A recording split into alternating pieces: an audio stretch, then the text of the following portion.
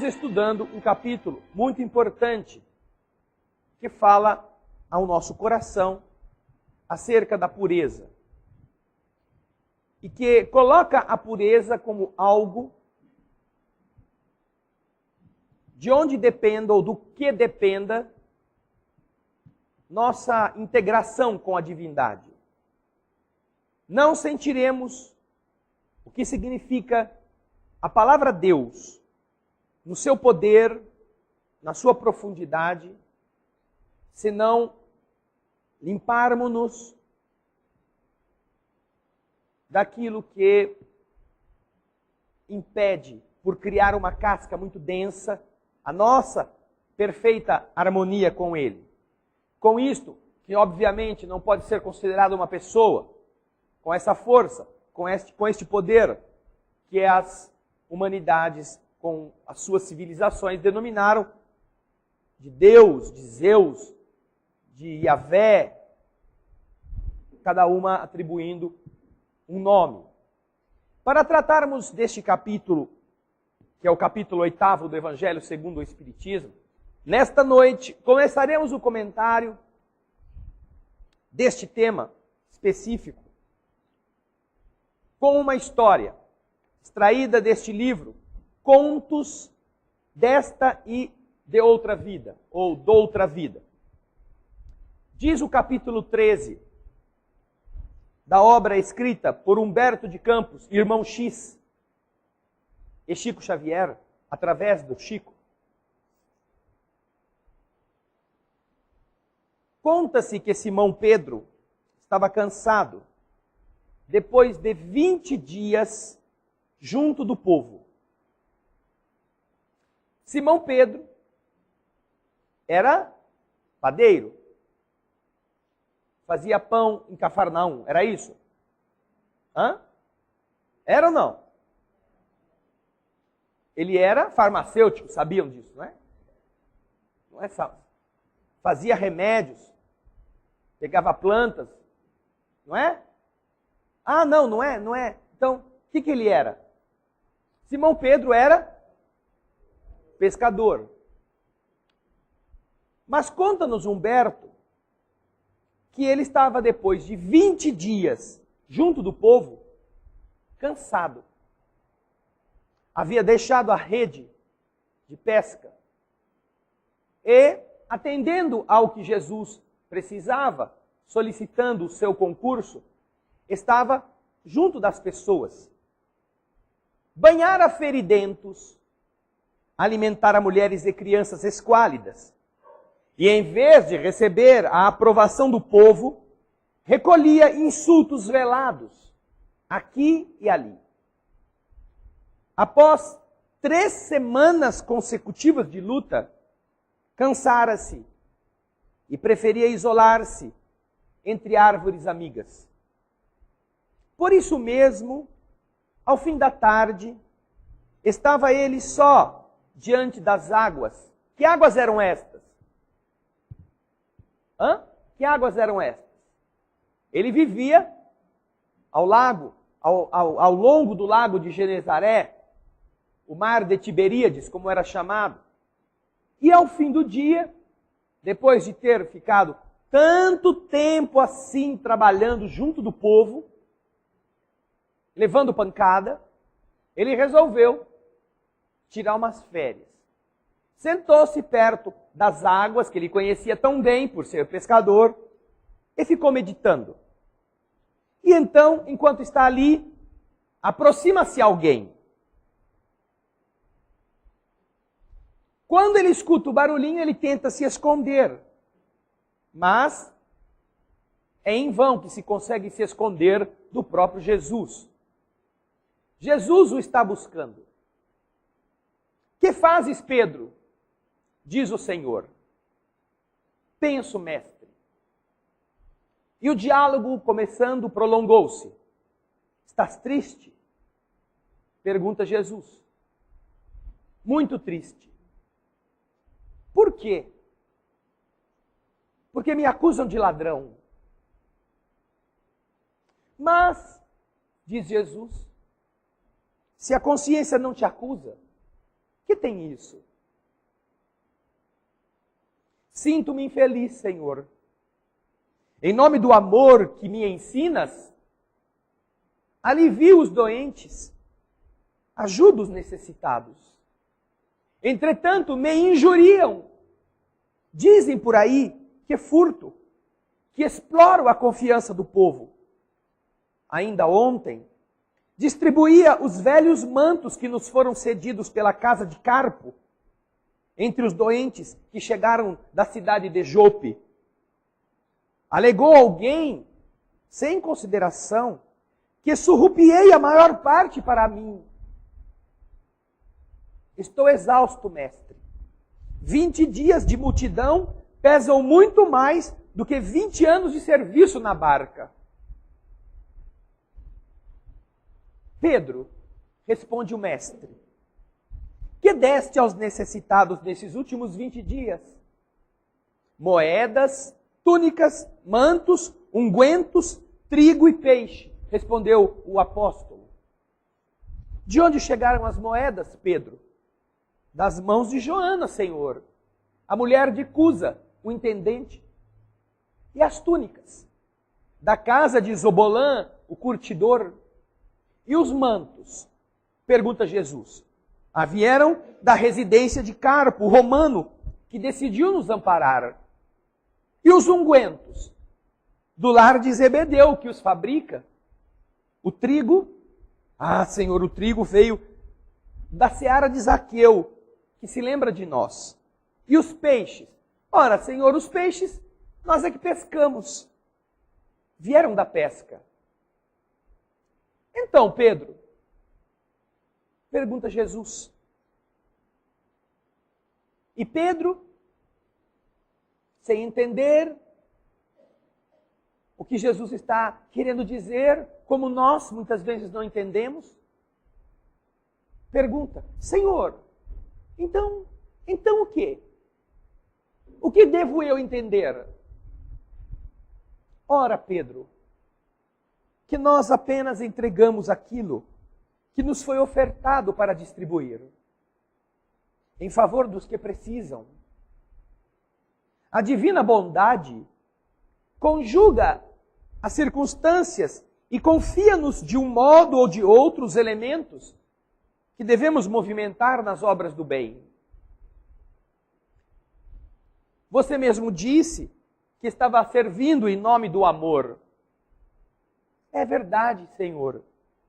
Então recorde, Simão, que o amor não relaciona as calúnias que recebe, nem conta os sarcasmos de que é vítima. O discípulo, entremostrando súbita renovação mental, não respondeu nada. Jesus abraçou-o e disse apenas, Pedro, todos os bens da vida podem ser transmitidos de lugar a lugar e de mão em mão. De verdade, Pedro, ninguém pode dar esse ou aquele patrimônio do mundo a não ser o próprio Criador, que nos empresta os recursos que Ele gera na criação. O valor material, o pão, o trigo, a roupa, o manto, o peixe, são dádivas de Deus, que Ele concede a algumas pessoas que nos passam as nossas mãos e nós passamos para outros. Agora, Pedro, se algo nós podemos dar de nós, o amor é a única dádiva que podemos fazer, sofrendo e renunciando por amar. O apóstolo compreendeu e beijou as mãos que o tocavam de leve. Em seguida, puseram-se ambos a falar alegremente sobre as tarefas esperadas para o dia seguinte. Diálogo curto, diálogo simples e diálogo profundo, que nos toca a todos nós. Porque muitas pessoas, encantadas com a beleza do cristianismo, sentindo-se tocadas pelo entusiasmo do bem, são como este Simão, que nos primeiros 20 dias tem saudade dos 20 anos de lutas mundanas. Porque nas lutas mundanas não sofreu a incompreensão e a injustiça que em 20 dias pode ter sofrido daqueles que tentava ajudar. E por que é assim? Porque nós estamos diante de pessoas que vivem situações de escândalo, que vivem num mundo de dificuldades, que estão padecendo uma situação dolorosa, não por maldade de Deus, mas porque precisam passar por aquilo. Estão sofrendo as consequências de atitudes desta e de outras vidas, que demonstram a falta de juízo, os excessos. Daí estarem em um mundo de prova e expiação, recolhendo o amargo espinho de uma expiação, às vezes atroz. E o que faz o Senhor?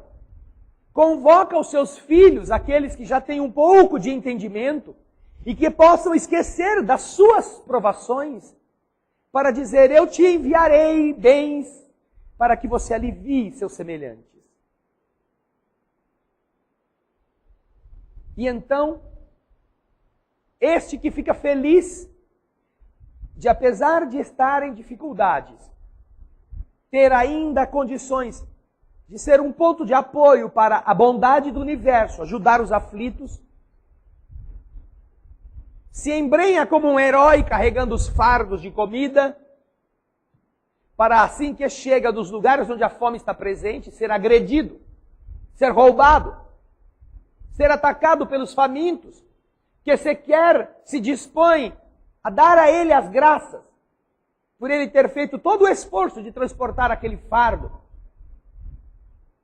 E ainda o roubam, tomam o seu dinheiro, o acusam de ter trazido pouco, e dizem que aquilo não é nada, aquela é uma porcaria, e da próxima vez venha com mais. 20 dias de trabalho junto do povo, atendendo os seus caprichos, tentando fazê-los diferentes do que são, de verdade cansam mais do que 20 anos no serviço. Quando você manipula a máquina de costura, quando você vai ao forno e dali extrai o ganha-pão pelo pão que produz, quando você vai à construção civil e o tijolo é sempre do mesmo jeito todo dia, e você o assenta igualmente todo dia, e a massa se faz igualmente, da mesma forma todo dia, você apenas tem que administrar certos problemas de objetos, de coisas, de métodos que você usa para fabricar aquilo que você está empenhado em fazer. Mas quando você está trabalhando com o barro humano, que tem inclinações inferiores, que também tem vontades confusas, que também tem vícios, isto exige de você mais do que o tijolo, mais do que a linha na agulha, mais do que o calor do forno. Todas estas criaturas a que se refere Simão estão sofrendo, não porque Deus é mau, mas porque elas precisam passar pelo sofrimento, produzir um escândalo em alguma época de suas vidas, semearam discórdia, tomaram o que não eram deles, roubaram o seu semelhante, e agora vem coberto de chagas, ferido materialmente nas necessidades, carregando o fardo doloroso das suas escolhas. Mas estão diante dos homens, com as nódoas dos seus atos, não para que os homens escarneçam deles, não para que os homens digam assim: bem feito, quem mandou você ser malzinho na próxima encarnação, você já sabe que agora você está pagando o que você fez, então não faça mais mal hoje. Mas deixa morrer de fome, deixa passar frio, deixa uma pessoa viciada no mal, entregue as dificuldades que vão produzir nela as inclinações para o mal novamente. Jesus então fala a Simão: Simão, todos os bens são de Deus. E por mais que uma pessoa se julgue detentora dos bens materiais como sua propriedade, ela é apenas alguém que segura por um tempo aquilo que pertence ao Criador de todas as coisas. Mesmo aquilo que você gerou de benefícios ao entregar túnicas, mantos, trigo, peixe, remédios, moedas, nós ainda assim recebemos de alguém e apenas repassamos. O que estamos dando de nós mesmos, Simão? Você disse que trabalha por amor, você não quer reconhecimento, você não quer importância, você não quer realce. E se você então serve em nome do amor, entenda, Simão, que todas as dádivas de Deus que pertencem a Ele podem ser transferidas de um para outro. E continuam pertencendo a Deus. Nem nós que estamos dando somos donos delas, nem aqueles que estão recebendo para se beneficiarem serão proprietários definitivos. No entanto, Simão, naquilo que fazemos, nós podemos fazer com a qualidade do amor. E isto é nosso. E se nós dizemos trabalhar por amor, então o amor, como é o amor de pai, o amor de mãe, releva as loucuras de quem é amado. O amor não conta as ofensas e continua servindo. O amor não fica pedindo compreensão dos outros. O amor entende que os que sofrem já carregam em si mesmos as marcas das próprias culpas e que não têm condições de refletirem com equilíbrio quando o estômago os escraviza, quando o medo os ataca. Mas quem ama, coloca a qualidade desse amor em tudo que faz. E, portanto, em 20 dias em que você doou coisas, a questão não é saber quanto doou. A questão, sim, que nos importa, a nós, é termos ideia se aquilo que Deus nos confiou, temporariamente, nós agregamos alguma coisa a ela, para transferir com as dádivas de quem de verdade ama, não esperando nada daqueles que recebem algo que não é nosso. Não há diferença dos tempos em que Joana de Cusa dava as moedas, os talentos, para Simão distribuir aos pedintes, do tempo em que hoje você vai a uma máquina, enfia um cartão de plástico e usa isto como moeda. Não há diferença de quando alguém curtia o couro pobre para dele fazer sandália, ou fazer manto, ou fazer capa. Da loja onde você vai e compra a roupa pronta hoje e transfere. Nossa instituição recebe doações de vários tipos. E em cada tipo de doação nós encontramos o amor de quem está dando. Em um tipo de padrão. Recebemos coisas sujas, rasgadas, semipodres. Que uma pessoa pobre em amor achou que isso aqui era um depósito de lixo e que nós aqui reuníamos trapos para cobrir a nudez dos nossos semelhantes. Gente que desce com sacos de sanito, de carros luxuosos, e que acha que está fazendo o bem para os outros. Mas recebemos doações de pessoas que não vêm em carros luxuosos, que às vezes vêm de ônibus, e que trazem as roupas que vão doar usadas, limpas, cheirosas, passadas, colocadas em sacos plásticos, dobradas. Amor de alguém que se ocupou com o seu semelhante que vai vesti-las, que ele não sabe quem é. Amor que mostra que esta pessoa entende a dor alheia, que já é bastante triste precisar da roupa que foi usada por outro para ter o que vestir. Já pensaram se você estivesse numa situação tão periclitante que precisasse ir numa igreja qualquer e pedir uns panos para vestir a sua família? Camisa, calça, sapato. A gente nunca pensa nestas coisas até que precise delas.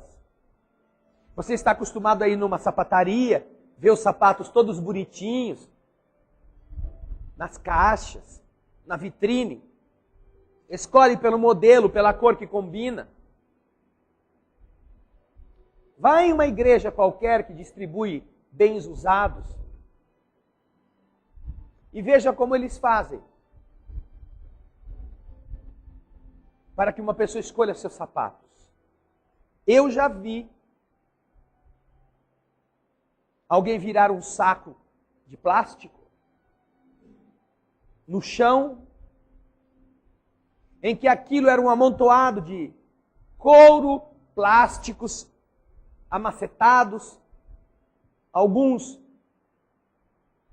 com a lingona de fora, outros sem cadarço,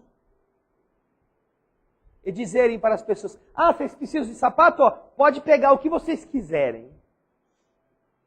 Além de tudo, tinha que procurar os 2 pés, porque estavam todos embaralhados. Todos usados. Já pensaram vocês irem num shopping assim? Você entra, tem lá pilhas de sacos com sapatos usados, e alguém fala: ah, pode escolher aí. Ó, nós vamos virar o saco aqui, vocês procurem o que vocês querem. Já não é, vamos dizer assim, humano alguém ter que se submeter a isto e ainda agradecer a dádiva. Porque não basta você conseguir o sapato. A pessoa que virou o saco ali e jogou como se joga lavagem para os porcos, ainda espera que se lhe agradeça o ato generoso. Porque ela é uma benfeitora, poxa. Então não é fácil para a dignidade humana precisar viver da caridade dos egoístas. E estas pessoas que doam as coisas deste jeito, mentiroso, agressivo, elas estão sendo pedras de tropeço na terra. Um dia precisarão pedir. E um dia encontrarão a miséria respondendo aos seus pedidos. A miséria de outros miseráveis, que acham que coisas quebradas ainda podem se tornar bens para a caridade. Que coisas sujas e usadas ainda são prestáveis para gente de outra categoria usar. Encontrarão sim esses que param com carros chiques para dar o lixo aqui quando deveria colocar no seu recipiente lá em casa e esperar o caminhão. Estes encontrarão também. Porque ainda não aprenderam a respeitar no semelhante aquilo que nenhum ser humano gosta, que é comer um sanduíche mordido e babado por uma pessoa. Quando você diz: eu tenho fome, e a pessoa com o lanche na boca. Ah, então, ó, pega esse aqui e come. Que é dar o que está usado, mal cuidado e mordido. Muito diferente do que Jesus fala a Simão. Simão, Trabalhemos com amor no que vamos fazer. Se quer trabalhar por amor, trabalhe bem trabalhado. Faça bem feito. Viva isto que você está dizendo que quer fazer da maneira adequada. Porque senão isso será apenas transferir coisas sem enriquecê-las. E quem trabalha de verdade, por amor ao serviço, não se cansa e não reclama do cansaço que o corpo tem. Não reclama se alguém pegou apressadamente e não se virou para sorrir em agradecimento. Não espera que os outros elogiem ou digam que esta pessoa é honesta, que ela não está se valendo das coisas que está transferindo, para primeiro se beneficiar e depois dar o que sobra. Entendamos a qualidade do amor e entendamos, sobretudo, que a nossa função na vida não é a de sermos estorvo, não é a de sermos escândalo para os outros. Porque todo aquele que é pedra de escândalo, este responderá pelo que está fazendo. Já estão respondendo os que estão em aflição de qualquer tipo.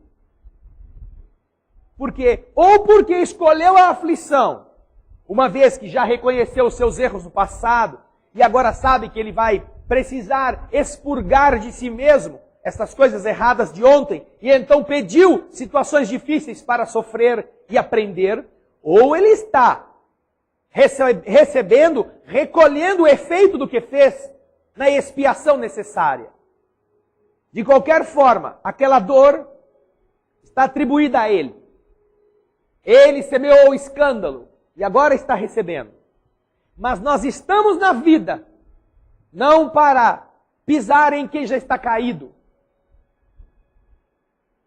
não para aumentar a dor com a desculpa de que fazendo isso nós aceleramos a melhora do indivíduo. Estamos na vida como quem tenta diminuir o sofrimento. Como quem está tentando, através do amor, naquilo que façamos, dar um outro sentido àquele que está sofrendo a dificuldade. Para que ele não seja apenas vítima dele mesmo, para que ele se lembre que o amor divino o acolhe, que ele pode ser outra pessoa, bastando que queira, porque alguém lhe estende a mão, alguém lavou a roupa, colocou em sacos de plástico, como se fosse de loja, alguém cozinhou uma sopa gostosa, alguém se esmerou para que ele tivesse esperança.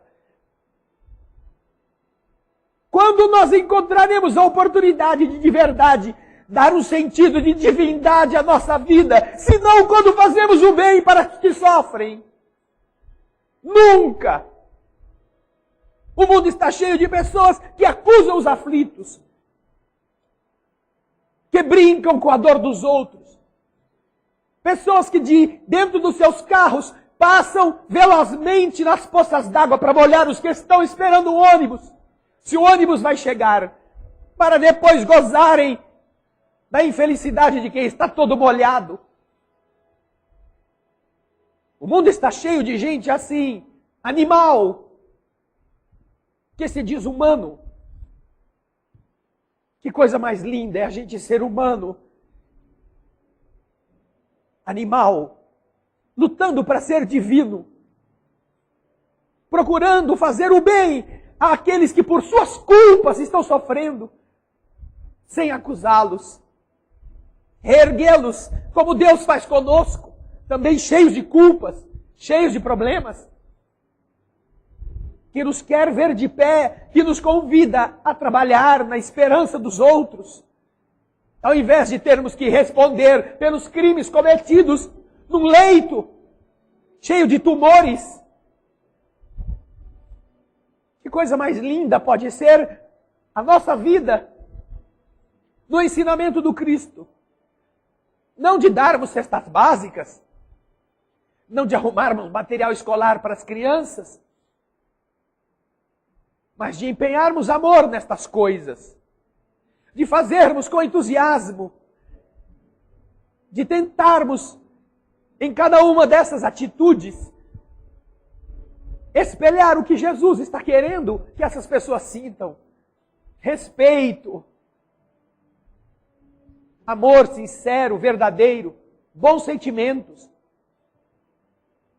Porque com toda certeza, se nós estivéssemos vivendo onde eles moram, no calor, na umidade, no mofo desta chuva que não para, não sabendo se de hoje para amanhã vão continuar a ter as mesmas poucas coisas que tinham, ou se verão mais pobres pela lama, ou se estarão vivos depois da encosta ruir, se nós estivéssemos onde eles vivem. Nós que nos acostumamos a certo conforto da água encanada, do sabonete, do desodorante, do shampoo, que nos acostumamos ao alívio produzido pelo ventilador dentro do nosso lar, à comida preparada com esmero. Se nós estivéssemos onde eles vivem, em 15 dias, menos do que Simão padeceu, nós teríamos pedido para morrer. 15 dias apenas, no mundo em que eles vivem, estes nossos semelhantes, já nos produziria tal abatimento, que a maioria estaria deprimida. A maioria estaria pensando em fazer alguma coisa muito mal da própria vida. Quando seremos Deus na vida dos outros, a não ser no sentimento de pai com o filho que está em aflição nesta hora? Que outro momento vai haver?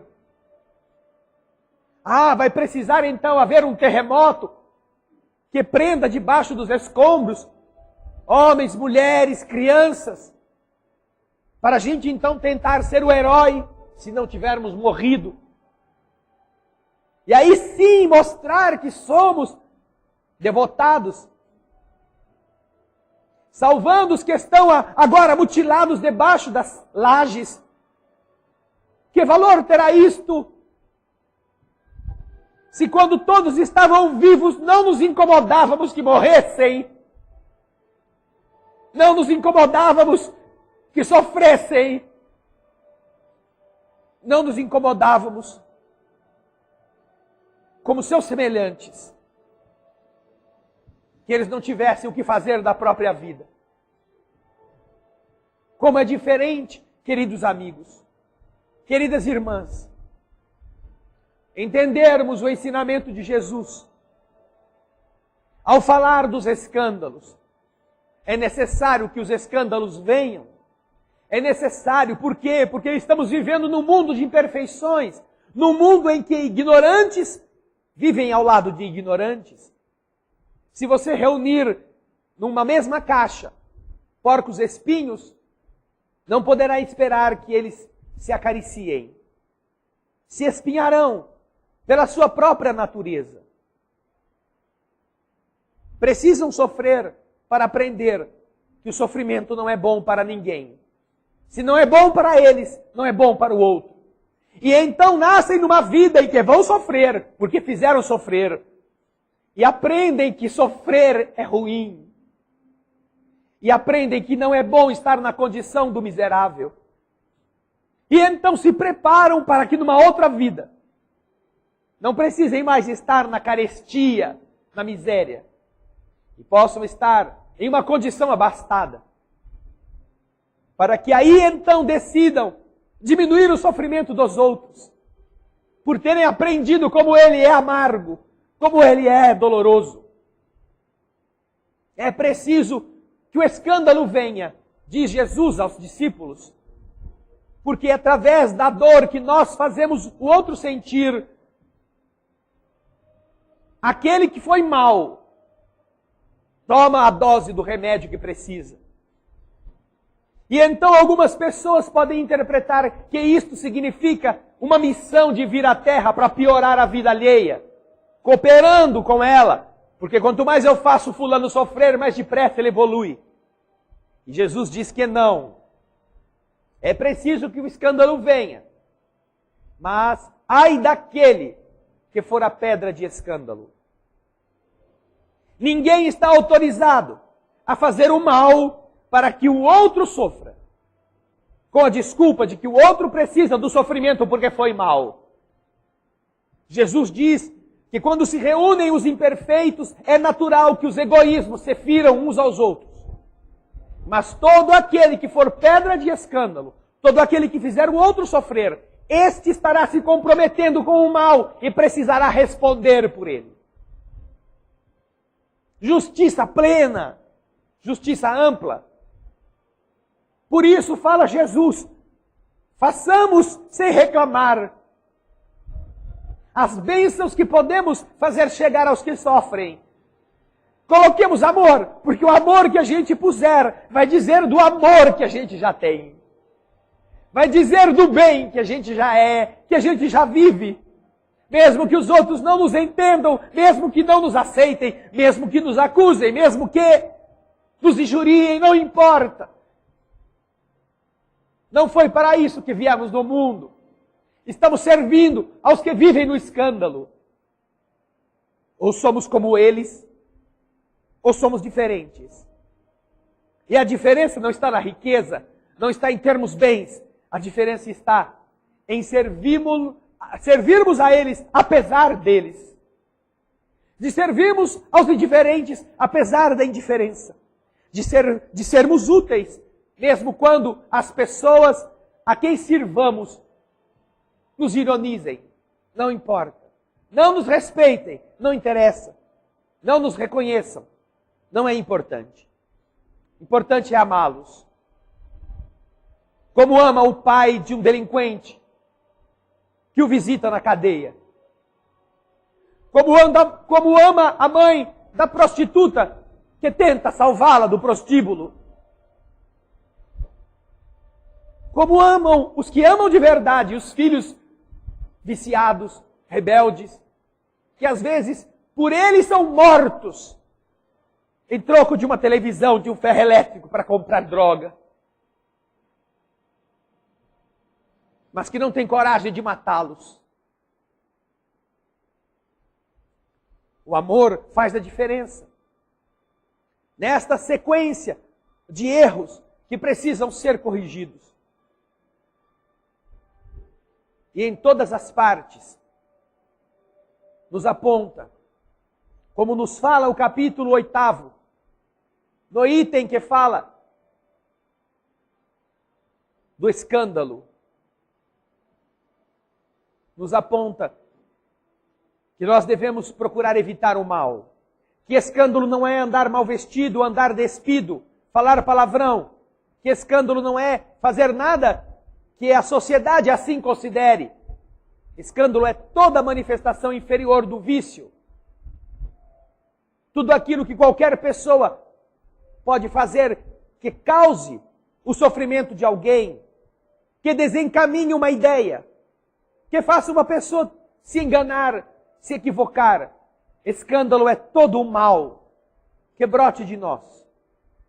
E que por causa disto, demonstra que ainda somos maus.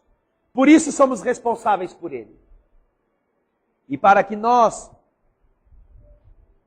meditemos mais ainda a respeito deste tema, encontramos uma outra história no mesmo livro. Contos desta e doutra vida.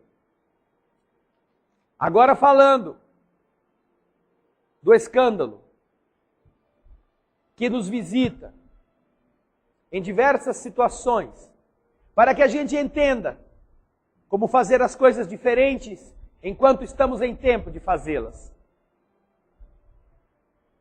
Quando Apolinário Rezende acordou, além da morte, viu-se terrivelmente sacudido por estranha emoção. Apolinário havia morrido. E do lado de lá não sabia disso. Mas ele acordou, vivo. ouviu a esposa, Dona Francisca, a chamá-lo em gritos estertorosos. E como se fosse transportado à casa por um guindaste magnético, reconheceu-se de imediato diante da mulher que se descabelava chorosa. Ingrato, ingrato, era o que a viúva dizia em pensamento. Embora apenas balbuciasse interjeições lamentosas com a boca. Julgando-se ainda no corpo de carne, Rezende em vão tentava se fazer sentir. Gritava com a companheira. Pedia explicações. Por que está me chamando de ingrato? Falava ele. Esmurrava a mesa em que a senhora apoiava os cotovelos. Dona Francisca, entretanto, procedia como quem lhe ignorava a presença. Fazia de conta que não ouvia. Parece certas mulheres dentro de casa com os maridos vivos ainda. Né? Ou parecem certos homens, com as mulheres também, que ainda não morreram. Fazendo de conta que ela é um móvel. Mas ele estava morto. O infeliz, no primeiro instante, julgou-se dementado. Tô maluco. Eu falo, essa mulher não escuta. Acreditava-se em pesadelo e queria retornar à vida comum, queria acordar. Beliscava-se inutilmente. Nisso, escutou o seu nome ser falado no andar térreo da casa. Despencou-se para baixo e encontrou Maria Isa, a copeira da família, que ele habituara a estimar como sendo a sua própria filha, conversando discretamente com o advogado, que fora seu amigo íntimo, o advogado da própria família, Dr. Joaquim Curado. Ele ouvia atento a moça, que fazia uma confidência de uma infâmia. A empregada, que sempre recolhera dele a melhor atenção, não se envergonhava de acusá-lo, afirmando que o pequeno Samuel, o filho que ele nascera 4 anos antes, como mãe solteira, era de verdade filho dele, do Rezende. A serviçal, no extremo da calúnia, dramatizava em pranto, chorava. Dizia, despudorada, que seu filhinho Samuel não podia privar-se da herança, que ela, em outros tempos, vivia sofrendo injuriosas cenas de ciúme por parte da patroa, aquela que estava lá em cima, no andar de cima, das quais o próprio doutor Joaquim devia lembrar-se, e que estava agora, ela, Maria Isa, resolvida a colocar a questão em pratos limpos. Apolinário cerrou os pulsos e dispunha-se a esbofeteá-la. Quem que é o Apolinário? Hã? O defunto, Apolinário Rezende. O que ele queria fazer já diante da calúnia? Esbofetear a pobre. E quando ele estava se preparando para fazer isso, o advogado afirmou: bem, desde que o Rezende morreu e ele já estava com o soco armado para dar na moça, ele ouviu: morreu. Levou um choque. Morreu! O pobre espírito liberto sofreu tremendo choque. Morrer então? O que significava tudo aquilo? Sentia-se louco. Gritou desesperado, como se fosse uma fera presa no circo. Mas os dois que conversavam nem de leve perceberam a sua reação, e o entendimento entre eles continuou. Chorando sem parar, Apolinário ficou sabendo que o inventário de seus bens estava na metade, estava já andando, que Maria Isa alegava-se seduzida por ele e exigia mais de 2 milhões de cruzeiros na época, parte igual ao montante que se reservava a cada um dos seus outros filhos legítimos. Como mãe do filho bastardo ou dito bastardo, Ela queria a mesma coisa que cada filho legítimo tinha direito. O doutor Joaquim falava em exame de sangue, pedia provas. A moça então disse que Renato, o filho caçula dele, havia testemunhado a experiência infeliz a que ela, Maria Isa, havia sido submetida. E havia acedido ao ser procurada pelo patrão morto à sua pressão. O próprio filho tinha presenciado isso. Quando Apolinário Rezende ouviu isto, ficou aterrado. Mas ainda piorou a situação dele quando, chamado pela empregada, Renato entrou para apoiar o pedido da empregada.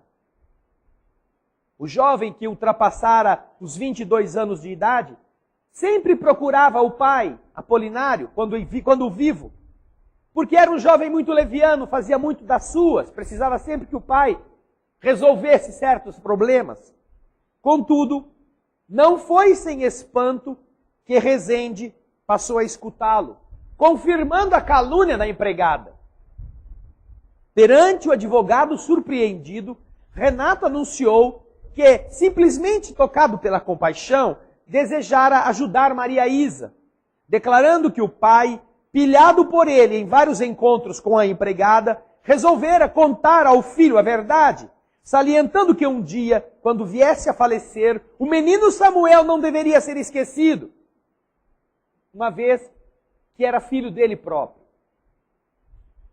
Rezende, ouvindo aquilo da boca do próprio filho, tomado de repugnância, desmentiu tudo, até que lhe pareceu ouvir os pensamentos de Renato, seu filho, e então pôde compreender que Renato se mancomunara com a copeira, de modo a ajudá-la para pegar metade do que ela ia ganhar, e assim embolsar uma parte maior da herança do que o seu irmão. Entendeu então Rezende a chantagem que o próprio filho fazia com a empregada. O rapaz pretendia o maior quinhão e para isso não vacilava em enxovalhar o nome do próprio pai. Abatido, Rezende procurou Reinaldo. Que tragédia de ser morto, hein? Que dificuldade de morrer.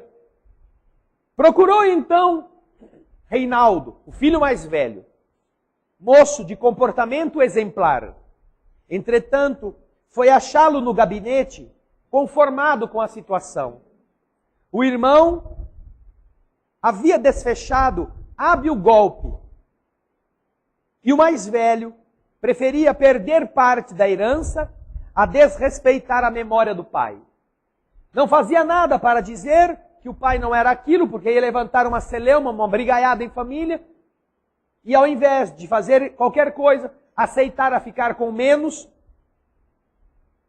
para preservar a memória do genitor desencarnado. Voltou Rezende ao quarto da esposa e em vão quis confortá-la. Dona Francisca ensopara o lenço de lágrimas. Não chorava tanto aquele dinheiro que deveria dispor. Lastimava a suposta infidelidade do marido. Recordava todos os dias felizes em que ambos haviam desfrutado uma confiança perfeita. Parecia tão honesto, meu marido. Era preciso ser desumano para que lhe houvesse enganado como enganou. Como ele fizera, dentro do próprio lar. Ansiava conservá-lo puro na memória, na lembrança, viver o resto da existência, preparando-se para reencontrá-lo no além. Mas diante desses fatos, que tragédia! E Rezende, ao lado, sentia tudo isto, via tudo isto. Via o seu mundo de honestidade reduzido a poeira. Esforçava-se Rezende para consolar a viúva, a procurar em si mesmo a razão por que sofria essa prova. Quando então um estalo da consciência fez ele voltar no tempo. Rezende via-se recuar, recuar, recuar. Sim, sim, Maria Isa recebera dele tão somente considerações respeitosas. Sempre foi honrado com a copeira. Contudo, Julieta agora lhe aparecia na lembrança. Fora sua companheira de juventude, 40 anos antes. Menina de condição modesta, aguentara a sua ingratidão. Cedera aos caprichos de moço impulsivo e passara a aguardar-lhe um filho, confiante no casamento. Exigindo, porém, examinando, porém, as próprias conveniências, Apolinário obrigara Julieta a sujeitar-se a vergonhoso processo abortivo e, em seguida, ao vê-la frustrada, abandonou-a na vala do meretrício. Rezende, atormentado em dolorosas reminiscências, perguntava agora a si mesmo se a calúnia de Maria Isa seria a resposta do destino ao sarcasmo em que lançara Julieta. Onde encontrar a vítima de outra época para ajoelhar-se diante dela, suplicando misericórdia? Por outro lado, ali estava Dona Francisca, que reclamava sua assistência, e Maria Isa, a quem ele deveria perdoar por sua vez. Apertava a cabeça em fogo. Atravessara o primeiro dia de consciência acordada depois da morte e parecia estar no inferno mental desde muito tempo. Caiu a noite e Rezende permaneceu aflito junto da esposa, tentando em vão falar-lhe durante o sono. Manhã cedo, Dona Francisca levantou-se, orou à frente da imagem dele, na foto de cabeceira, tomou um grande ramo de flores e saiu na direção da igreja. Apolinário seguiu-a, reconhecendo emocionado que a esposa havia encomendado um ofício religioso a benefício dele próprio, da sua felicidade. Terminadas as preces, Dona Francisca foi para o cemitério. Só então Rezende veio a saber que a leal companheira comemorava o 6º mês de sua partida. Já tinham se passado 6 meses. 180 dias de inconsciência na vida espiritual.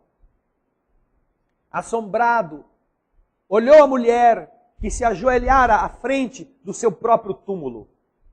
Entre angustiado e curioso, inclinou-se para a lápide e soletrou espantado: aqui jaz Apolinário Rezende. E em letras menores, orai pelo descanso eterno de sua alma. Quando leu a palavra descanso eterno, Rezende passou a refletir sobre as agonias morais a que ele era submetido, desde a véspera. E embora sentindo imenso desejo de chorar, esqueceu a quietude do Campo Santo, do cemitério, e desferiu em desespero uma enorme gargalhada. Descanso eterno. Pedra de escândalo.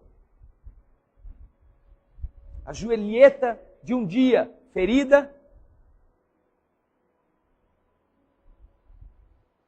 agora produz na alma de quem feriu o encontro com a calúnia aparentemente injusta, a tomar dele em favor do filho bastardo fictício aquilo que ele negou ao filho legítimo no passado distante. E só então, quando a gente entende os motivos que nos fazem defrontar certos escândalos em nosso caminho, é que da vontade de esbofetear Maria Isa surge a necessidade de perdoá-la. Porque lá atrás existem contas ainda penduradas. Contas que nós não fizemos o que Jesus pediu a Simão que fizesse. Que amássemos. Que amparássemos e que transferíssemos em tudo que fizermos amor verdadeiro. Que você não queira casar-se com Julieta. Por alguma desculpa qualquer, por alguma conveniência. Você não precisa fazê-la sofrer o abandono do meretrício, obrigá-la ao aborto criminoso, fazendo de conta que era apenas um pedaço de carne, não era uma alma que sofria. Se você pratica o escândalo, será vítima dele. Mas pobre da Maria Isa, pobre desse Renato, que estão agora semeando para mais adiante, como o próprio Apolinário, encontrar a resposta do destino. É preciso que o escândalo venha, mas ai daquele que for a pedra de escândalo na vida dos outros. Capítulo 8 do Evangelho segundo o Espiritismo. Bem-aventurados os puros de coração, porque eles verão a Deus. Semana que vem continuamos neste capítulo. Vamos orar.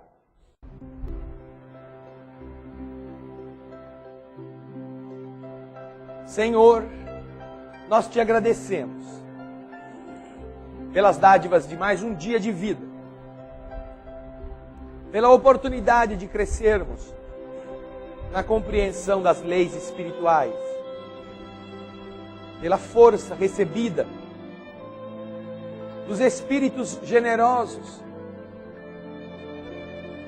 que trabalham reerguendo os caídos, usando as mãos que se oferecem, aqui dentro e fora daqui, fazendo de cada ser humano uma alavanca para a transformação de todas as coisas. Obrigado, Senhor, por podermos nesse instante vibrar pelo amor como remédio para o sofrimento. Um amor que a gente ainda não conhece plenamente e que às vezes entende de forma equivocada. Um amor que às vezes significa posse, domínio, atrelado sempre à ignorância daquele que o sente, refletindo a sua escuridão. Mas ainda assim, Senhor, é uma forma de o ser animalesco começar a entender que isto já é melhor do que ofender, do que agredir, do que matar, do que destruir. Mas sabemos que não é suficiente.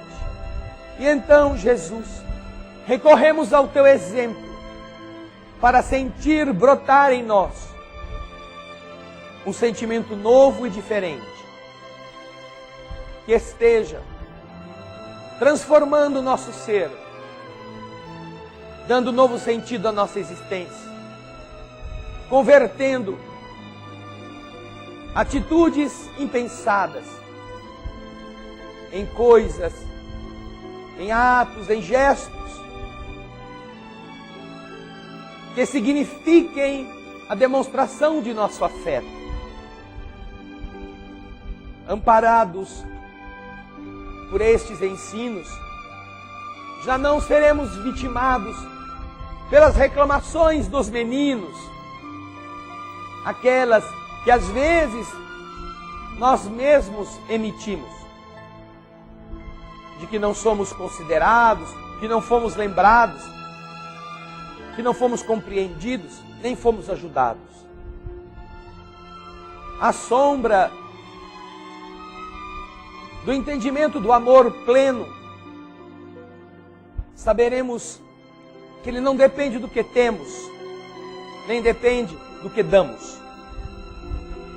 Depende de como fazemos, de como ofertamos. E aí sim, Ele está pleno. Pleno para chegar aos outros. De forma muito mais simples e mais fácil. Obrigado, Senhor, por nos dar o ensinamento que o Teu Evangelho nos vai inspirar. Que possamos todos, com base nele, abrir o coração e, mais uma vez, cantar do fundo da alma. Almas do céu, ouvi o doce canto do fundo do coração,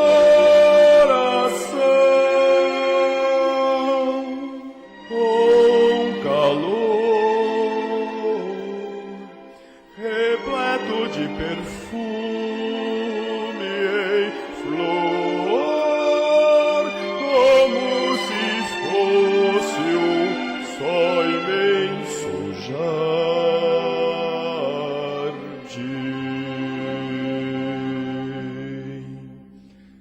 É a voz do bem que o Cristo tem para espalhar por toda a terra e fazê-la cantar.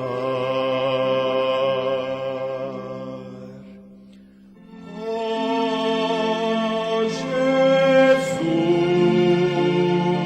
que bom ter-te encontrado